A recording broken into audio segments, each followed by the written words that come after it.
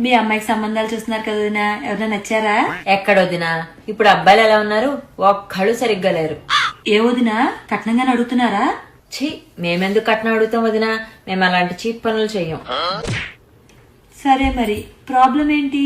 ఏమున్నాయి వదినా, ఫస్ట్ సంబంధం వచ్చింది, అన్ని బాగున్నాయి అనుకుంటే ఆ అబ్బాయికి వంట రాదని తెలిసింది. ఇంకా మా అమ్మాయికి ఏం పెడతాడు, రోజు బయట ఫుడ్ ఆర్డర్ చేస్తే మా అమ్మాయి హెల్త్ పరిస్థితి ఏంటి వదినా. ఇంకో సంబంధం వచ్చింది, ఆ అబ్బాయి శాలరీ 1,00,000 అంట, మా అమ్మాయికి పాకెట్ మనీయే మా ఆయన 1,00,000 ఇస్తారు. ఇంకా దీని చిన్న చితక కోరికలు ఏం తీరుస్తాడు. పైగా పెళ్ళయ్యాక వాళ్ళ పేరెంట్స్ తో ఉండాలంట. అంతోటి దానికి పెళ్ళెందుకు, మా అమ్మాయి మమ్మల్ని వదిలి వెళ్తున్నప్పుడు ఆ అబ్బాయి కూడా వాళ్ళ పేరెంట్స్ వదిలి రాలేడా?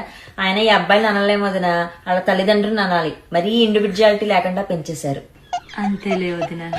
ఆ అబ్బాయి ప్రాపర్టీస్ అన్నా మా అమ్మాయి పేరు మీద రాయాలని చెప్పాం వదిన.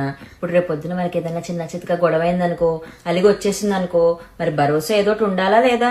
అంటే మేము చూసుకోలేక కాదు, అది దాని హక్కు కదా. కరెక్టే వదినా.